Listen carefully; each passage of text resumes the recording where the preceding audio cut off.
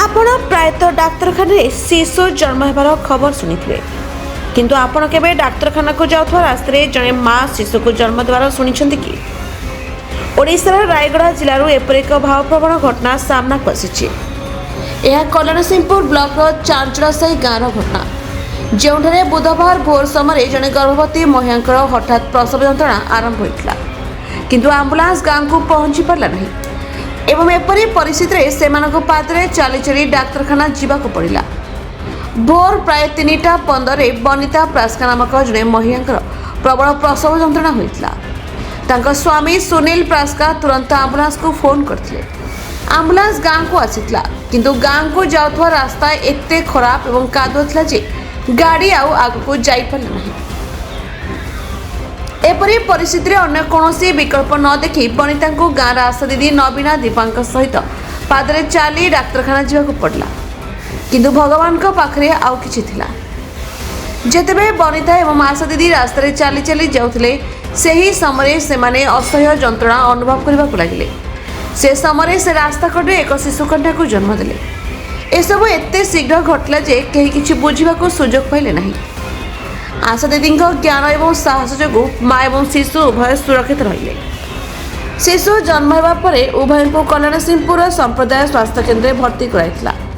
भल खबर है माँ एवं नवजात कन्या उभय वर्तमान सुस्थ अच्छा किंतु ए घटना व्यवस्था उपरे प्रश्न उठाई। आज देशर अनेक स्थान में मौलिक सुविधा नहीं। यह केवल एक खबर नुहे बरं गाँव वास्तवता एवं महिला साहस कहानी जो रास्ता नहीं डाक्तरखाना दूर एवं परिस्थिति कष्टकर सेठे जीवन एक रास्ता खोजिबा।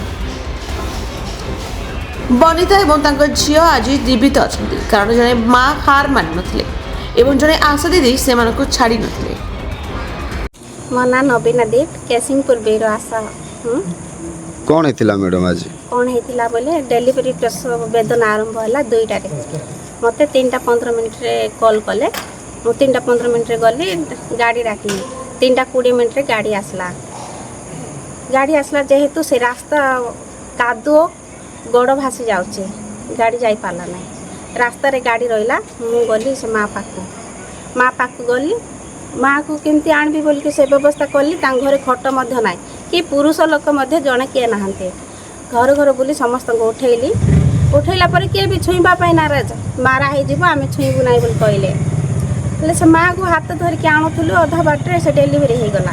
डेलीवरी सीना है अधा बाटे माने घर ठार गोटे 300 मीटर दूर से डेलीवरी है सीना प्लासन पड़ला ना ताकू केमती करी आणुली से डेलीवरी माने हेबा जगह ठारू गोटे 200 मीटर दूर प्लासन पड़ला ताकू सेमती करिकी आणली।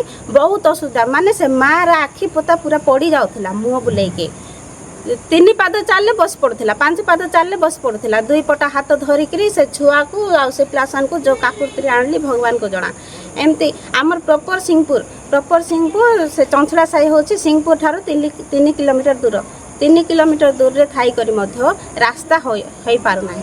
रास्ता न होबा हेतु बहुत हैरान होची आ सेठिकार माँ माने भी बहुत हैरान होचंती गाड़ी जाउ नै से माने एमती का काकुर्ती एक डेलीवरी हैला मु एमती हैरान हेकि सब बेले आनी खाउची। Bureau report the Republic Odisha 24 news.